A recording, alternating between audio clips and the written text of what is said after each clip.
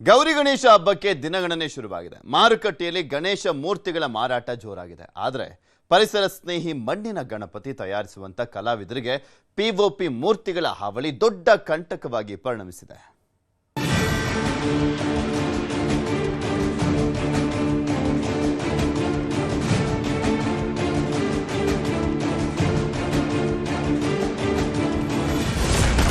ಮಾರುಕಟ್ಟೆಯಲ್ಲಿ ಪಿಒಪಿ ಗಣಪತಿಗಳ ಮಾರಾಟ, ಕಲಾವಿದರ ಬದುಕಿಗೆ ಪಿಒಪಿ ಮೂರ್ತಿಗಳ ಕಂಟಕ. ವಿವಿಧ ಬಣ್ಣ ಬಣ್ಣದ ಆಕರ್ಷಕ ವಿನ್ಯಾಸಗಳಲ್ಲಿ ಗೌರಿ ಸುತ ರಾಘವೇಂದ್ರ ಸ್ವಾಮಿಗಳ ಅವತಾರದ ವಿಶೇಷ ಗಣಪ. ಭಕ್ತಿಯ ಬೆಳಕು ಬೆಳಗಿಸೋ ಗಣೇಶ ಚತುರ್ಥಿಗೆ ದಿನಗಣನೆ ಆರಂಭವಾಗಿದೆ. ಮನೆ ಮನೆಗಳಲ್ಲಿ ವಿಘ್ನ ವಿನಾಯಕನ ಪ್ರತಿಷ್ಠಾಪನೆಗೆ ಸಿದ್ಧತೆಗಳು ಭರದಿಂದ ಸಾಗುತ್ತಿವೆ. ಗಣೇಶ ಹಬ್ಬದ ಸಂಭ್ರಮ ಪರಿಸರಕ್ಕೆ ಹಾನಿಯಾಗದಂತೆ ನಡೆಯಬೇಕು. ಆದರೆ ಪಿಒಪಿ ಗಣಪತಿ ಮೂರ್ತಿಗಳ ಹಾವಳಿ ಹೆಚ್ಚಾಗಿರೋದು ಮಣ್ಣಿನ ಗಣಪತಿ ತಯಾರಿಸೋ ಕಲಾವಿದರ ಆತಂಕಕ್ಕೆ ಕಾರಣವಾಗಿದೆ.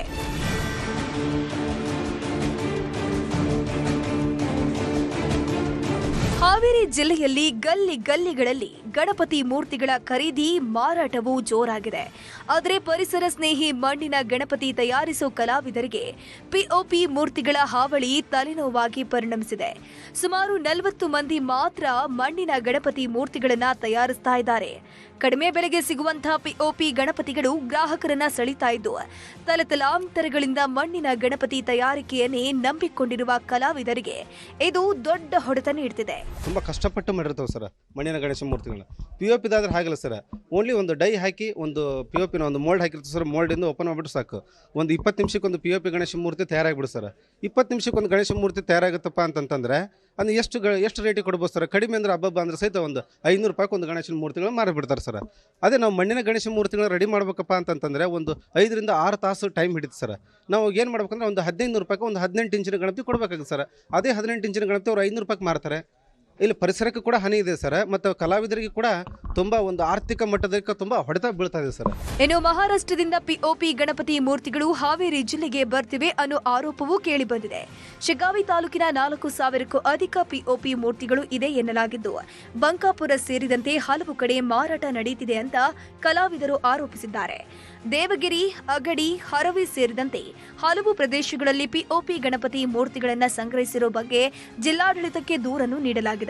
ಪಿಒಪಿ ಮೂರ್ತಿಗಳನ್ನ ವಶಕ್ಕೆ ಪಡೆದು ಮಾರಾಟ ಮಾಡೋರ ವಿರುದ್ಧ ಕ್ರಮ ಆಗಬೇಕು ಅಂತ ಆಗ್ರಹಿಸಿದ್ದಾರೆ. ಇದನ್ನ ಅಧಿಕಾರಿಗಳು ಯಾಕೆ ಬಂದ್ ಮಾಡ್ತಾ ಇಲ್ಲ ಅಂತಂದ್ರೆ ಅದು ಏನೋ ಅವರು ನಮಗೆ ಬೇರೆ ಕೆಲಸ ಇರ್ತಾವನ್ನೋ ಒಂದು ನಿರ್ಲಕ್ಷ್ಯ ಒಂದು ಮಾತನ್ನ ಹೇಳ್ತಾರೆ. ನಮಗೆ ಆ ರೀತಿ ಹೇಳಿಕೆ ಕೊಡೋದ್ರಿಂದ ಉದ್ದೇಶ ಅದು ಉಪಯೋಗ ಆಗಲ್ಲ. ಇವರು ಏನು ಮಾಡ್ಬೇಕಂದ್ರೆ ಕಠಿಣವಾಗಿ ಎಲ್ಲೇ ಇರಲಿ ಪಿಒಪಿ ಗಣಪತಿನ ಸೀಸ್ ಮಾಡ್ಬೇಕು. ಯಾಕಂದ್ರೆ ಇವ್ರು ವೈಯಕ್ತಿಕವಾಗಿ ಅಂತೂ ಬರಲ್ಲ, ಇವ್ರಿಗೆ ಆದೇಶ ಐತಿ, ಹೈಕೋರ್ಟ್ ಆದೇಶ. ಆ ಆದೇಶದ ಮುಖಾಂತರನಾದರೂ ಬಂದು ಇವರು ಸೀಸ್ ಮಾಡಬೇಕು. ಮಾಡಲಿಲ್ಲ ಅಂದಾಗ ನಮ್ಮಂಥ ಕಲಾವಿದರಿಗೆ ಅಷ್ಟು ತೊಂದರೆ ಆಗ್ತೈತಿ.